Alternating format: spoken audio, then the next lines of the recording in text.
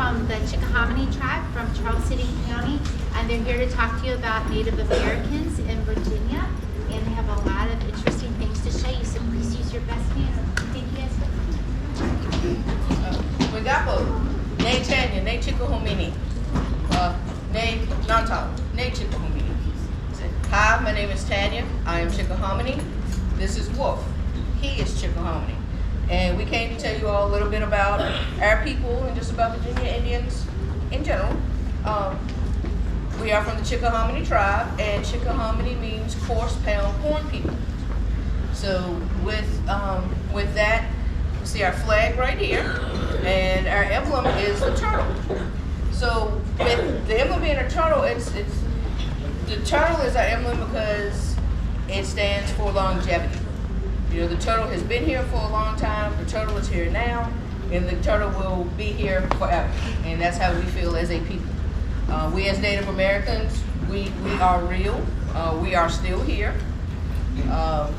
We eat regular food just like you all do. We go to Chick-fil-A, we go to McDonald's, we go to Longhorn. You know, we eat regular foods, but we also eat wild game as well because we're big hunters. Hunting deer, turkey, rabbit, squirrel, eating those things, catching groundhogs. Also do a lot of fishing. Chickahominy, where we were located on the Chickahominy River, so that's freshwater. So also there's a lot of fish in our diet. Today, you know, especially pre-colonial contact, you know, it was a lot of sturgeon and, you know, just in that area. So that helped us as a people to survive.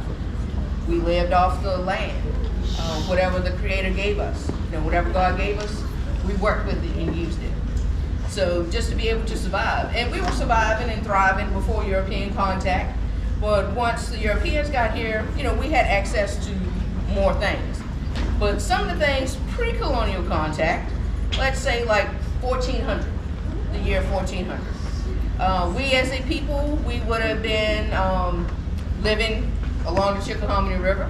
We would have been planting our corn. As I said, Chickahominy means coarse pound corn people. So corn means a lot to us, not just us, but other indigenous folks as well. You know, you have your three sisters, your corn, beans, and squash. And with using the corn, we're going to eat the corn, you know, off the cob. We're going to take the kernels and we're going to grind them down. And even as fine, like into flour, like cornmeal is today, we would use those things. So that's why Chickahominy, the coarse pound corn people, when you grind it down the corn, it makes it coarse. So it's coarse pound. So when we would use our corn, we would use all of it. So with our husks, you know, we'd have the husk left. What do you think we may would have done with those? We're gonna try to use everything. What do you think? We make clothes? Clothes? Maybe. Anybody else have another idea? What do you think on the end? What do you think? You lost it? All right. Well, we would have been making corn husk dolls. At this time, I have third grade reports that done for pictures, third grade reports that done for pictures. All right, so we would have used the corn husks and we would have made our dolls because we didn't have a store we could go to. We couldn't just run to a Walmart or order something off of Amazon. We had to make everything that we had. So we would have made our corn husk dolls. And our dolls would have had no faces. Third grade, so at 10 o'clock, we come back for reports. So the reason our dolls wouldn't have had faces, it's a story that goes along with it, that it goes along with the three sisters, with the corn, beans, and the squash, how they all work together to grow. And we call corn, beans, and squash in our language, in Algonquian, is what, Piquitues,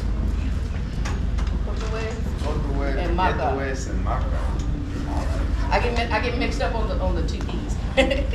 Because our language, it was sleeping, and we're now in the process of waking it up, of revitalizing it. So we're trying to figure out how to pronounce these words that were written down hundreds of years ago. All right, so with the corn, with the husks, the story goes that when all three of the sisters were together, that the corn, with her having long golden hair, she was looking in the mirror. And she got to looking in the mirror so much and for so long, admiring herself, that she neglected her sisters. And her sisters died. So from that point on, she decided not to ever look at herself or reflect or look at her reflection. So by putting a face on the doll, it's kind of meaning that you're vain, that you're stuck on yourself. So you don't want, we as a Native people, we don't want to do that. We don't want to invoke that spirit. So we were living in long houses. We called them Yahakans. They were usually anywhere from 20 feet to 70 feet long. And it would, bless you, and it would have held a lot of people. It would have been you, your parents, brothers and sisters, aunt and uncle, their couple of kids, an uncle, his wife, their couple of kids, and some grandparents. So everybody would have been staying together in the longhouse. So everybody would have been living together, working together, just as the village itself.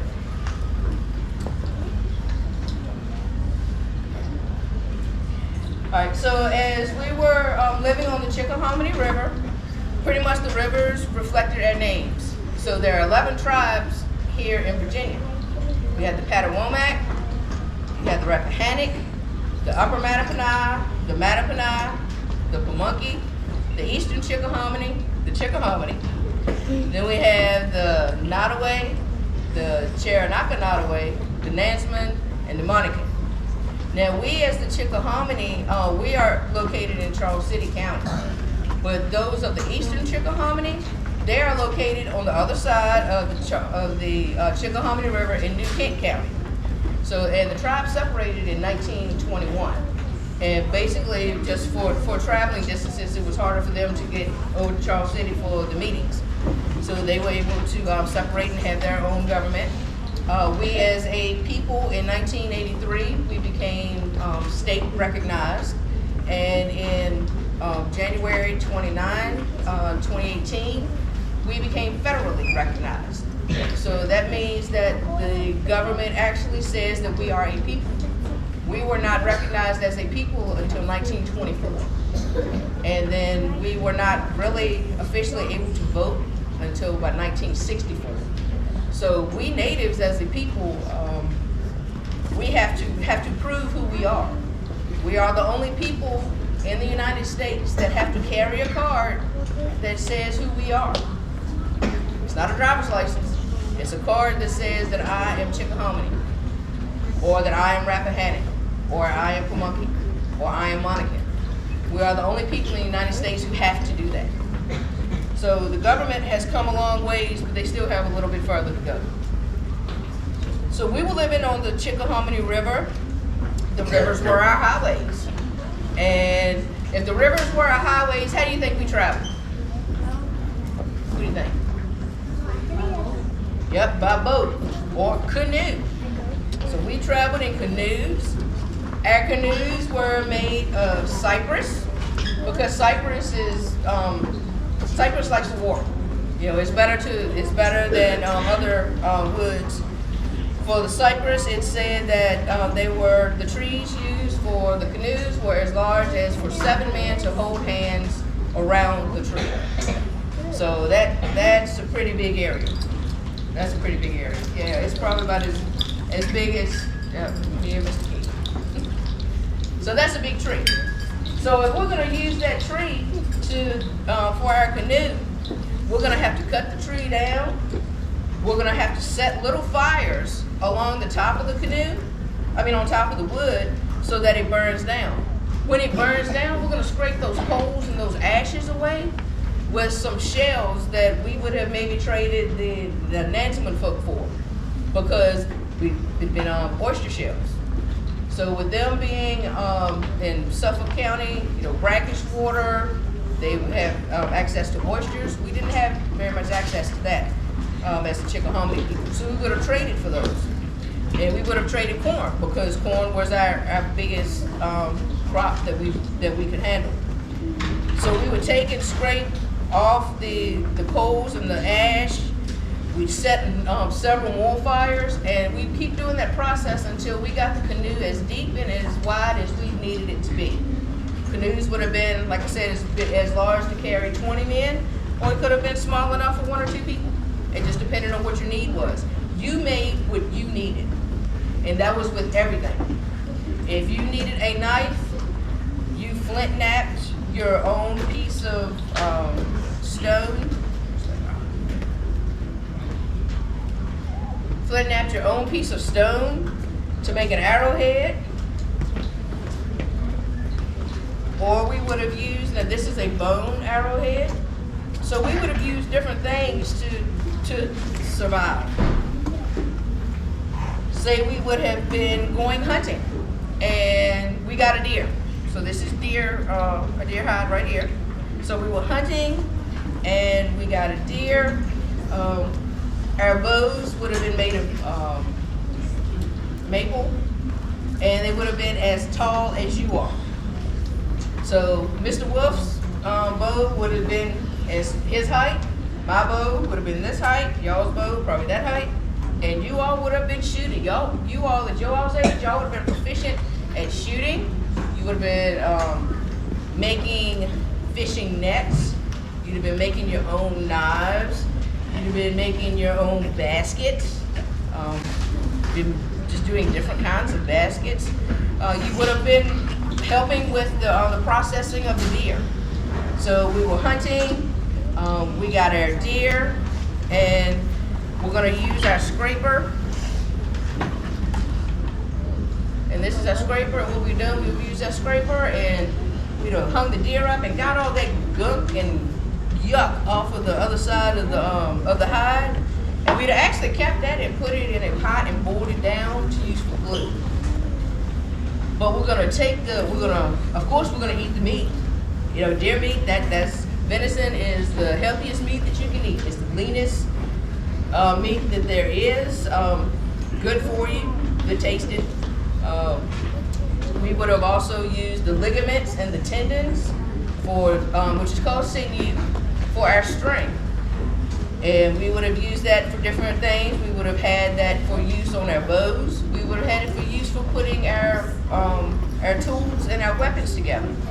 Mr. Wolf can tell you about these things right here. So yeah, we have a couple of our gardening tools, and again, we're using everything that we have, okay? Everything that we have. We didn't have much, we just had what nature was giving us, what the Creator was giving us. So right here is one of our tools that we're gonna use in our garden. And this came from a white-tailed deer. This is an antler, okay? So this came off of his head. And sometimes we're able to find antlers that just fall off of the deer. Sometimes they shed their antlers. And other times we would have harvested the deer, and we're gonna use it as much as we can. So I have this antler attached to this handle right here. And it's lashed together with that sinew we were talking about. That comes from the deer as well, okay? Ligaments and tendons of the deer. So we're using that to lash that on there, and then we're able to be in our garden, out in our community, and we can use this as a rake. Now, if I had more antlers or more points on this, it would probably be a better rake. But this is great for us showing you how our rake would be used. Now, another tool that we get from the deer is when we're harvesting this deer and we're getting the deer meat off, right? We have to, continue to process it. And this is another bone that comes from a deer that we're using. This is the shoulder blade, okay? And this shoulder blade is attached to this handle as well. It's lashed on with sinew. And in our garden, we're able to tear up the ground so we can plant our seeds and be able to grow different vegetables so we can be able to sustain ourselves. So this would be a gardening hoe, okay? We also have,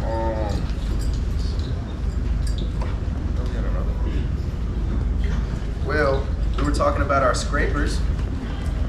We showed this scraper right here, and this has a stone blade on it, okay? So this type of stone, this type of flint, this wouldn't be where we were at in Charles City County, okay? We lived in Charles City County along the Chickahominy River. We're not near the mountains, so we're not able to get pieces of stone like this. How could we obtain this? Well, we would have to trade with the tribes out west that are closer to the mountains. They have access to things like this. these stones that we can use for different tools, right? We have our axe blade made from stone right here. And this is something that we would have traded for as Chickahominy people. And what we would have traded for these things, most likely, would have been our corn. Going back to our corn, this was our main thing that we grew. And the main thing that we did each and every single day was our cornfields, okay? So we had so much corn that we could trade corn for clothing, we could trade corn for copper and metal that we had never had before. We could trade corn for land, apparently. We could trade corn for a lot of things, okay? But we have this scraper right here. If we aren't able to obtain stone for a scraper, we're still able to have a scraper, okay? This isn't the same thing, but this is a scraper and it's made from a deer bone. Okay, so once we harvest the deer, we can get the bones from it. And this is a scraper made from bone, and it does the same thing. It gets all of the gunk and all of the nasty stuff off of the deer hide after you've harvested the deer, so that you're able to use it for clothing. Some of the clothing that we would have been making would have been like this. My leggings. This is made from deer leather, okay? It's made from leather. So I make my leggings, and they keep me warm during the wintertime. Here in Virginia, during the summertime, it gets really warm, so I'm not gonna wear my leggings. I'm probably just gonna wear my breech cloth. But I'll talk more about my regalia in a little bit. So we as Chickahominy folk, we were, again, living on the Chickahominy River. We were not under Powhatan's rule. Powhatan had control of over 32 tribes, but we as the Chickahominy were not under his control. We were more of his ally. We were basically his muscle. So when Chief Powhatan, Wahuseneca, needed to go or wanted to go to war or battle, he would call on us, the Chickahominy. We were the largest tribe at that time.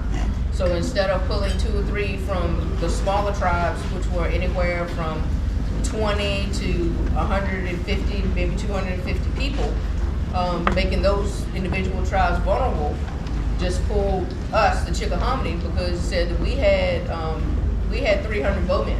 So that was just the bowmen, not counting the other men, the women, the children, and the elders. So we didn't have to stay under his control. We were our own individual tribe. We had a group of leaders who were called the Mungai, and it was 12 people who were pretty much like a council. Yes, we have a chief. We've always had a chief, and the chief has final say, but he always listens to his Mungai. He always listens to his council. As time went on, once we had contact with the English, more things were coming over, being made new to us. As Mr. Wolf was talking about his clothing, we're going to be able to do some trading with the colonists. One of the things we would have traded was corn. Other things that we would have been trading for with them was to get fabric, was to get copper, and copper was a big deal for us because we didn't have access to it before. Copper's nice and shiny, so that's definitely something different. We were used to seeing wood beads and making our own beads out of wood and stone and bone, but now we had some contact and there's some copper. And then we also have these trade beads. Now these are trade beads that are Dutch, they are Italian, and definitely something different than what we had seen. So it's we would have been trading different items for that. We didn't have a monetary system at that point. We believed more in the barter system. You do something for me, I'll do something for you. We'll work it out. That's how we were able to survive. One of the things that we did use is called wampum, and wampum are just the small shells. You see the shells when you go to the beach. It's the purple or I kind of like this one because it's a darker purple, it's brown in it. But it didn't have any specific value. It's just what you valued it for yourself. So if I really like this one, so I'll do something for somebody, and it would mean a whole lot to me if I gave this stone, gave this piece of wampum. So that's how one of the ways that we were able to get along.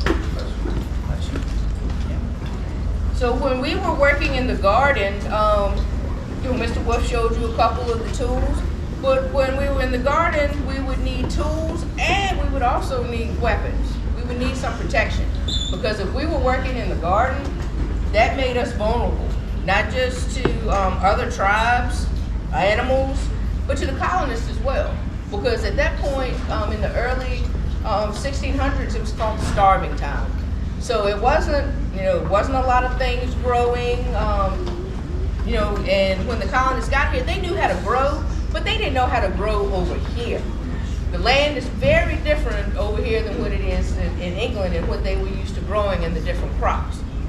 But one of the things that we would have been using would have been this tool, and actually it has a deer antler attached to it. And one thing we would have done, we as natives, we planted in mounds. So it's not like in the rows that you see nowadays. So in the mounds, we would have actually used this and made our holes to where we could have dropped our seeds. But also, we'd have been able to use this as a weapon. If somebody were to come up around us or behind us, we'd be able to defend ourselves. And during this time when we're in the garden, when we're out and we're trying to grow these things for our family, for our community, and be able to sustain and survive, there were times where, again, there's enemy tribes that would come in and they would want some of our crops as well. We grew a large abundance of corn in Charles City County, and corn is still one of the main exports that come out of Charles City County to this day. And us growing so much corn, people knew that we had a lot of corn. And there's one good example of this. So in 1607, when Jamestown was first established, and John Smith was traveling and exploring throughout Virginia, he went down the Chickahominy River and he stopped by our village of Mamanahan. And at our village, he showed some of my ancestors. He showed them these copper beads and pieces of copper, such as what's on my arm right here. And us Chickahominy people, we didn't have access to those things, like we said. So they showed us this corn, this copper, and we traded corn. But we didn't just trade a couple of ears of corn. We traded 2 boatloads of corn for them to be able to eat at Jamestown. So us Chickahominy people, we shared with them because they didn't know how to grow corn or other plants just yet. So we shared with them our corn. We were talking about the starvation time and this drought. 1610, there was a large drought, and there wasn't a lot of plants being grown, and the English were struggling a little bit. And not just the English, but also us indigenous people too. It wasn't easy for us either. But we did have enough crops to be able to sustain our Chickahominy people. Now there is a story where the colonists wanted us to continue to share this large abundance of corn with them as we had in the past. But due to this drought, we couldn't do that. So, instead of, just letting it be, the colonists came and they raided our corn houses along our villages. They stole all of our corn for the winter, and they took it to Jamestown. So, that's a good example of just how much corn there really was there. During this storm drought, we didn't have much, but there was still enough that they were able to take back to Jamestown and feed their people. So corn has been very important to our people since the beginning, and it has been very important to the sustainability of all of America. And one of the ways that we would have been cooking this corn is in our pots. This pot is made in the traditional Chickahominy style, cone shape, and it was gathered. The clay itself was gathered on the Chickahominy River. It was fired in a traditional kiln, which is actually a spot in the ground that was dug up with some pine needles, pine tags, bark, some small pieces of wood. And when we fire it, the coloring on here, it's, you know, when we put it in a kiln, you're not going to get this color. So when we put it, the coloring, we call it clouding. It's just called a cloud. And it comes out different. No pot is going to be the same. No item is going to be the same. This is a little clay bird whistle. So along with making pots and things we can use, we made toys. We made cute things. It actually works. It's like play whistle. Yep. So we would have been making these things and using them. The pot itself would have actually been sitting in the ground, a little divot in the ground. The fire would have been beside it, and we would have been pushing the coals up to the fire. I mean, up to the bowl for to keep the fire going, for to keep the food cooking. Now we would have been, we would have had this going all day because we didn't have a set time for breakfast, lunch, or dinner. So we would have had this going all day. We would have been able to come along with our turtle shell ladle, and of course the pot would have been much bigger than that. But we would have, you know, used our ladle, had our gourd bowl, and just been able to use our gourd bowl and taken a small gourd, smaller one. We would have cut it in half, and that would have been our spoon. And we'd have been able to eat and walk around and get our chores done. Another thing that we did is when we were in the longhouse, we had a fire going in there all day as well. All day, all night. Basically, the longhouse was for storage and sleep because we were outside most of the time. You know, that's the only time we used the longhouse. Now in the wintertime, you know, we would have been inside a little bit more, but we'd have also had our furs and our pelts, you know, wrapped around us to keep us warm. But with the fire going in the longhouse, you have the smoke that's rising, and as the smoke rose, we would have taken advantage of that and maybe used our bark bags to hang from the top of the longhouse, or we would have used our pine needle baskets that we would have made to hang up in the longhouse. But as it's hanging, you have your meat or your fruits or vegetables, whatever in here. As the smoke rose, it would cure. So like with your meat, you end up getting like jerky. So that's something that we could have more access to if we weren't able to actually get out and hunt or fish.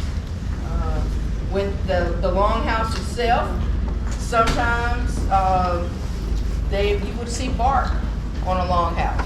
If you saw bark on the longhouse, that meant that person was very important. That would have been a chief or a Mungai or a priest, a Yakson. You know, it would have been one of those folks with the bark. But regular folk, we would have had cattails. So we would have taken the cattail reeds and sewn them together, and it would have been, most time cattails are about 4 or 5 feet tall. If you let them grow to their full length, we would have put the mats together in about 4 or 5 foot lengths, and we'd have laid them on the longhouse like you see shingles on your house today. It's the same concept. So we would have had these different things, and we would have used it straight from nature. Even with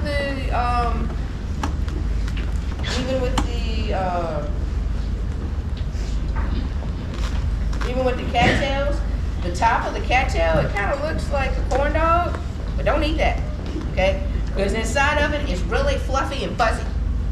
But we would have used that for stuffing for our pillows. We would have used it for stuffing to put in our cradle boards.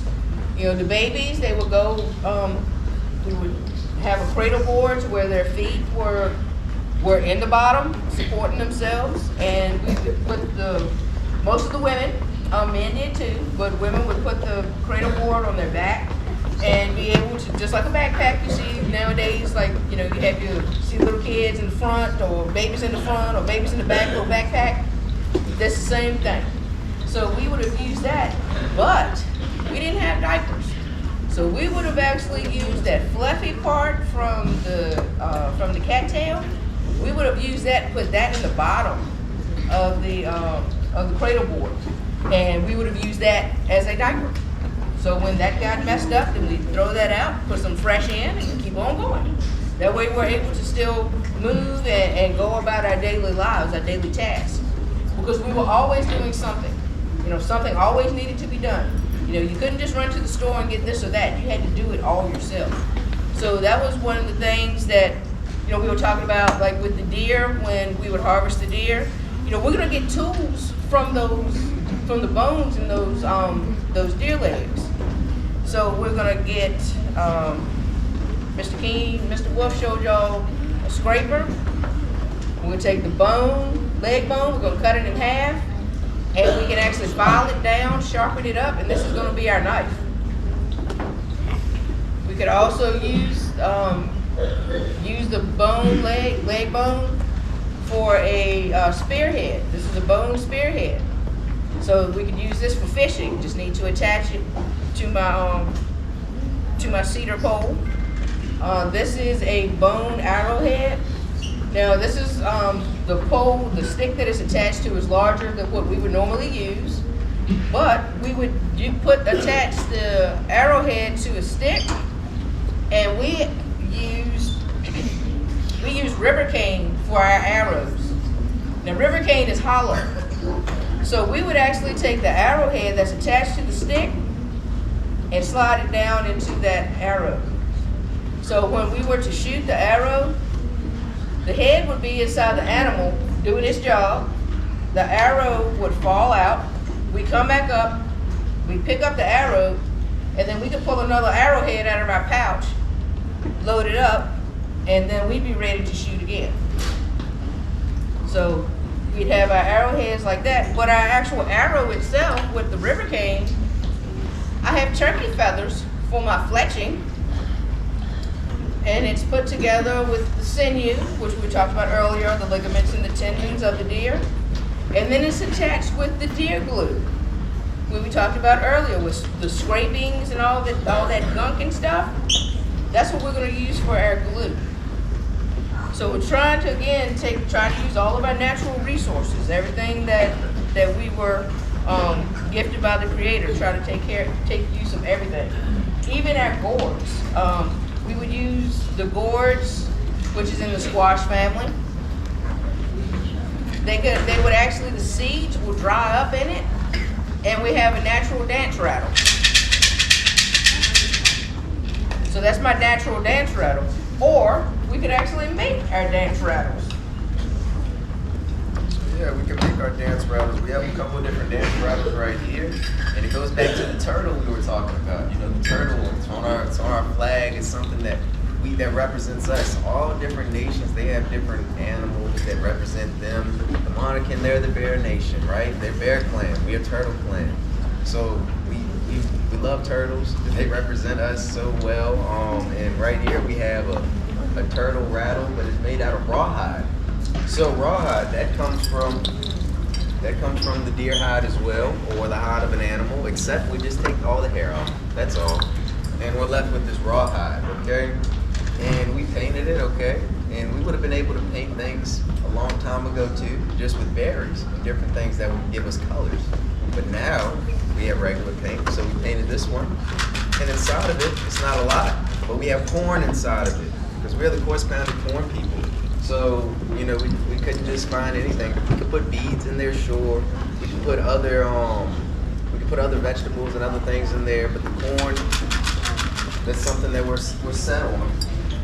And then also too, this is a real turtle shell, okay? And this came from a turtle that had passed, and we found him. Well, we found the shell, and we wanted to honor this turtle. So what we did is we attached it to this handle right here, and again we filled it the inside with corn. So again, it makes a different sound. 2 different rattles. They have 2 different sounds. All with corn inside of them, though.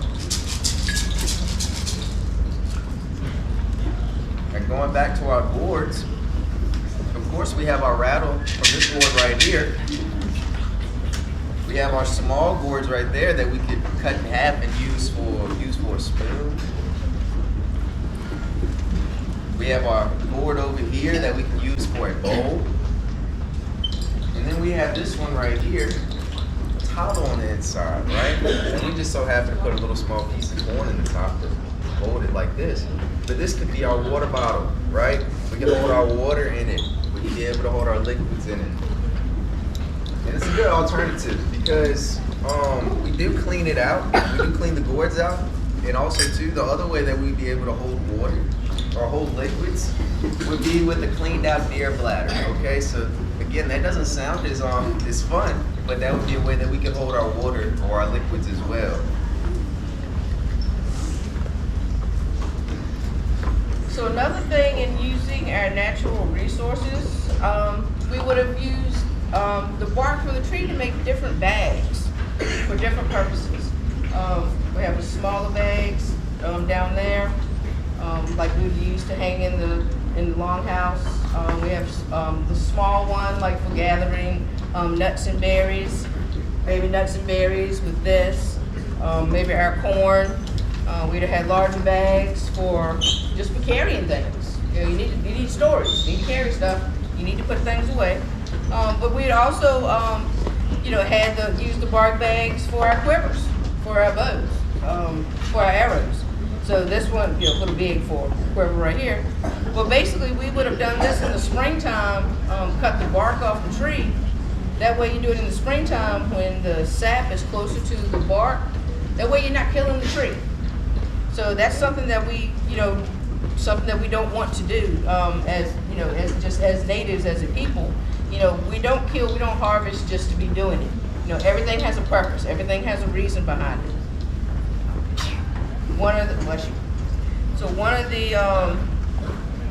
Just want to talk about one of the stories, that you all have heard or seen, or have you all seen the Pocahontas movie? Yeah. The Disney Pocahontas cartoon?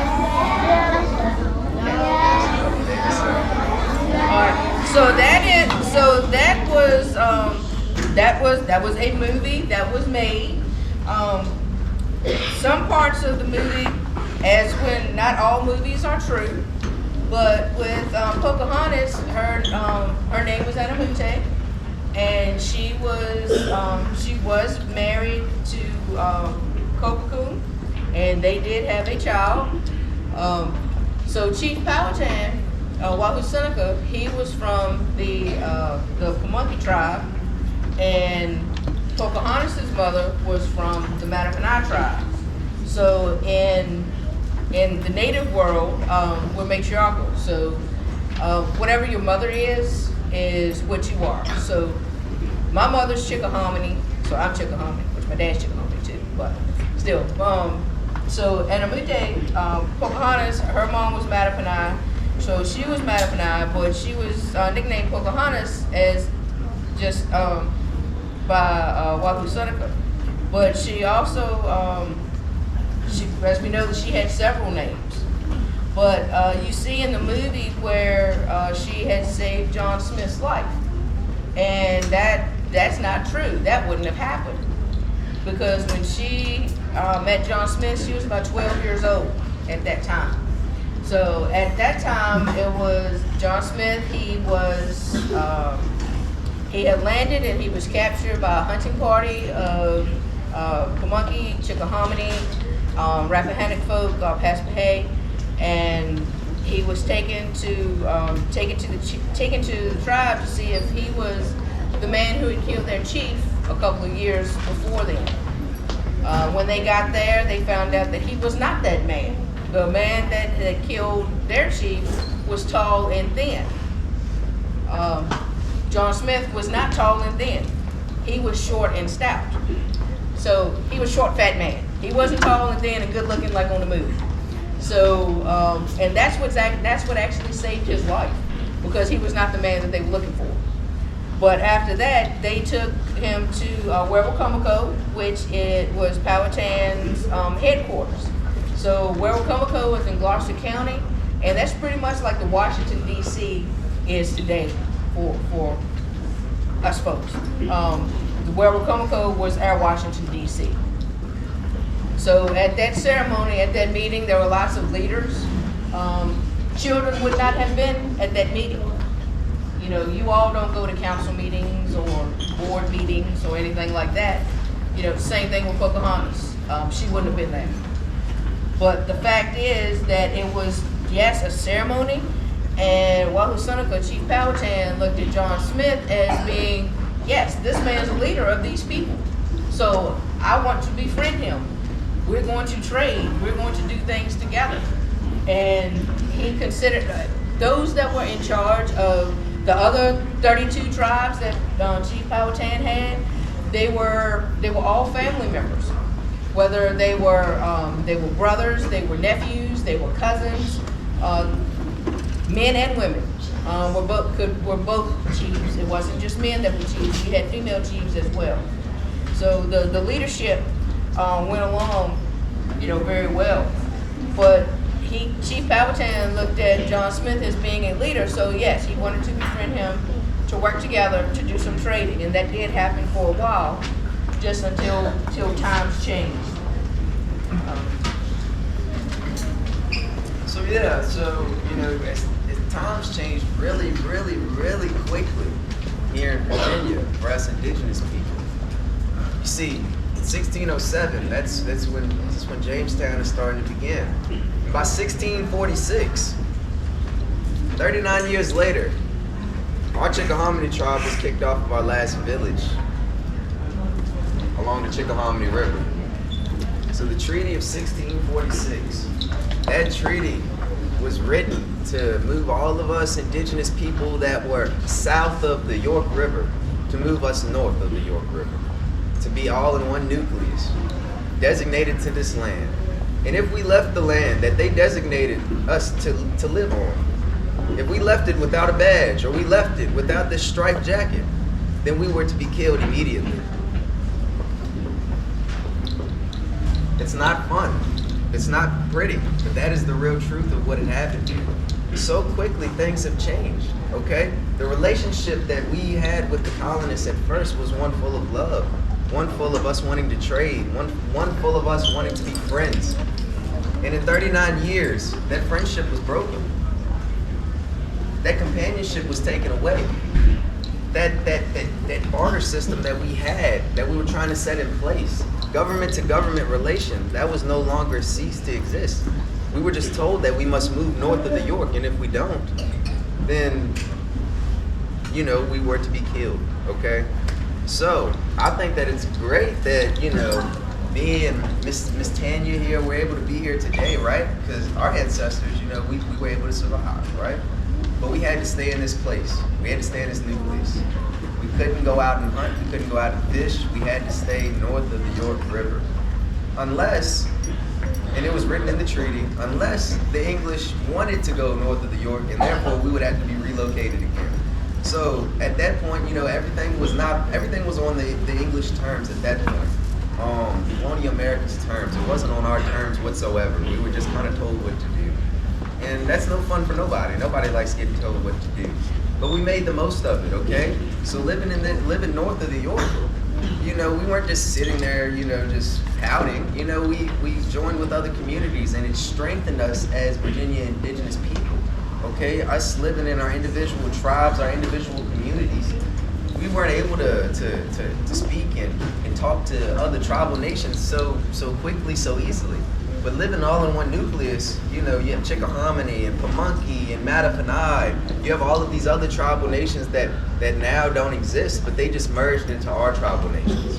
So that's what happened.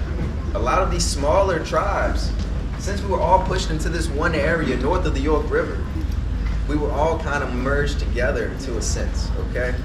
And some of these smaller tribes, we don't see their names anymore, but their ancestors still live on through these tribal nations that are here. The Pamunkey, the Mattaponi, the Upper Mattaponi, the Chickahominy, the Rappahannock. So now I'll take some time to speak about what I'm wearing today, okay? So this right here, this is called a regalia, okay? Can everybody say regalia? Regalia. So this is my regalia, okay? This isn't my costume. This is my regalia, okay? So why isn't it a costume? Well, a costume is something you wear for Halloween or for a party, for things like that, right? A costume is something you put on when you want to be something that you're not, something else. Okay, when I put this on, I'm not being something that I'm not. I'm putting on something that is sacred to me, something that is ceremonial to me, something that I don't just wear this when I go to Chick-fil-A or when I go to Walmart or when I walk down, go to the gym. I don't wear these clothes. I wear clothes just like you all. Yeah, surprising, right? I wear clothes just like you all, and this is something that I put on when I share my culture with others, whether that be at a powwow or when I'm visiting schools. I put on my regalia so I can share a little bit about who my people are. So the type of dancer that I am, I'm a men's northern traditional dancer. There's lots of different styles of dance, but I'm a men's northern traditional dancer. In our dance style, we're supposed to represent the warriors of our tribe, the men. The women and the children did literally everything, but the men had to go out and we hunt and we fish and we would protect our village from any threats, whether that be from enemy tribes or the colonists. Okay, that was our job, to protect, to keep safe our people, to make sure that we have food, to make sure that we have the things that we need. So on my regalia, you'll see things that might not look like today's armor, but this is armor. Okay, so what I have right here on my chest, this is called a breastplate. Okay, and it goes all the way from my chest up here, covers up my heart and all of my organs, and it goes all the way down to here, almost to my knees. Okay, and it's made from this bone, and it also has copper beads in it as well. So the copper beads, that's just kind of a fancy little undertone. But these wood beads, these bone beads, they have a purpose, okay? They spin. If someone was to try to get me with a bow and arrow, an enemy tribe was to try to get me with a bow and arrow, and they weren't at super close distance, when the arrow hits my breastplate, it would roll off, okay? It wouldn't be able to penetrate my breastplate. Now against an English musket or something that had a little bit higher technology, it would go right through, okay? So this was something that we would have worn pre-contact, and we probably would have worn it during contact period, but it wouldn't have been much use against a musket and things like that. This right here, this is my copper armband, and I have lots of copper all over me. This copper armband isn't just here for style, it has a purpose as well. So this copper armband, if I'm in hand-to-hand combat, which is what happened a lot with us indigenous people. We didn't shoot and do all that type of things. We were really hands-on when it came to battling. And if someone was to try to hurt me, right, I would probably have a lot more copper on in battle. But if someone was to try to hurt me, I can't feel that. It does not hurt me. It absorbs all the shock of a blow. If someone was to try to penetrate through this with some type of blade or something, they wouldn't be able to go through that. And if I'm very lucky, a small shot would not be able to go through this either. So this is my armor. I would have lots more copper on if I'm in battle, right? I just have it's heavy, so I only have this on today. Right here, this is my vest, okay? So all of these colors, this is something that you would see as you're going further west into Virginia, getting closer to the mountains, getting further out into the plains. This regalia was gifted to me by a man from the Monacan tribe, a man that I respect very highly, that has taught me a lot about dancing. Traditionally, a Chickahominy man would be wearing only these leather leggings, a breechcloth made of leather, very plain colors, of leather, and a vest, and some moccasins. These is what I have on my feet. These are moccasins made from leather as well. They're stitched up. That's all the Chickahominy man would be wearing.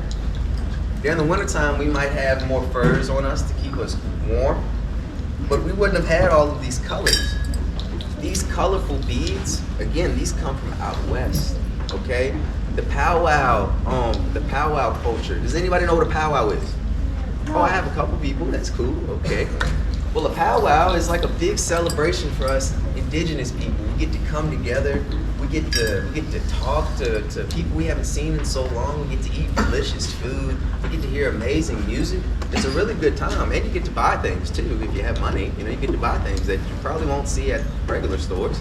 So powwows are a really fun time. But the powwow circuit, powwows in general, that comes from out west. Us indigenous people here in Virginia, we celebrated, we had feasts, we had all of these different things, but you have to remember, at 1607, that's when our Chickahominy people met the colonists. That's when we had our first contact. That's when things immediately started changing for us. Now, westward expansion happened a little bit later. And once the colonists start going a little bit further west, that's when they start to encounter the tribes that were starting to do powwows, that were starting to do these different celebrations, right? This is something, again, that came from out west, and now it's brought here. So now I have all these colors on, so when I dance, I'll make sure that I try to draw attention. That's the whole point of us dancers when we're at powwows. We're dancing for our ancestors. We're dancing for the ones that couldn't dance how we dance because we weren't allowed to dance. 100 years ago, we weren't allowed to do some things. We weren't allowed to say we were native. We weren't allowed to do a lot of things. And that's okay because times have changed. But because of that, now when I dance, I think about that. How my great-grandfather was not allowed to dance, not allowed to do these things in his birthplace, where his ancestors have always been. To have to prove who you are, you know, that's a big part of why we dance. And while we're also out there, you see this mirror right here. Okay, that's just simply for when I'm dancing in a competition song, so that the judges, I catch their eye. That's all it is. That's what that mirror is for. On my back, I have this muscle that has golden eagle feathers, right? And it moves like an eagle. That's what it's supposed to do. And we respect the eagle because it flies the highest to the Creator in the sky. On my legs, I have these deer toes from the first deer I ever harvested, okay? I harvested this deer when I was 9. These deer toes are clean. They're not dirty. I cleaned them. And they're noise makers, okay? Before we had these cowbells that we would get after contact, we would have these deer toes that would make noise for us. And the women would even have lines of deer toes on their dresses when they dance. And today it's called the jingle dress dance. And they use metal now, but they would have used deer toes.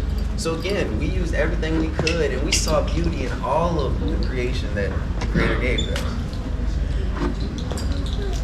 All right, so while Mr. Wolf is getting ready for his dance, just to tell you all a little bit more about a powwow and his dance. So as Mr. Wolf said, you know, powwow is a gathering, it's a celebration that we as natives do. It is open to the public. So anyone can come. You just need to make sure that you have your listening ears on, because they will tell you at certain times where anyone can come into the arena to dance. So you don't have to be native to come into the arena and dance. You just have to listen when you're at the powwow for the invitation to come on out. But when you go into the dance arena, there are certain rules that we have. You can't go in barefooted. You always go in a clockwise motion. If you're dancing, if you're a dancer, you do not stop dancing. If you lose a piece of your regalia, which is, as Mr. Wolf said, your regalia is your clothing, the native clothing that we wear. It's not a costume. Again, as a costume, it's something that you wear when you're pretending to be something that you're not. And we are native, he is native, and he is wearing his regalia. That's what we wear at our powwows. You do not go up to someone and touch their regalia. You do not just take a picture. You ask for a picture. So there's certain things that, you know, in the powwow etiquette, you know, there's no alcohol, there's no drugs, there's no cursing, there's no smoking. When you're around the drum is what we call grandfather. So the same way that you're going to act with respect around your grandfather is the same way that we act with respect at the powwow and around the drum. As Mr. Wolf said, there are several kinds of dances. He is a men's northern traditional dancer. We have jiggle dance for the women. Women do fancy dance. It's also called the shawl dance or butterfly dance. That's one of the most athletic dances that there are, is the fancy men and fancy women. As you see, Mr. Wolf, he has one bustle on, his northern traditional. If he were a fancy dancer, he would have 2 bustles, one on top of the other. And that would have been very colorful, very flashy. We as Chickahominy have the longest running traditional powwow in Virginia. We have 72 years. That means that there is no competition at our powwow. Our powwow is nothing but ceremony, fellowshipping, eating, and just having a good time. So Mr. Wolf, I'm going to show you all the dance.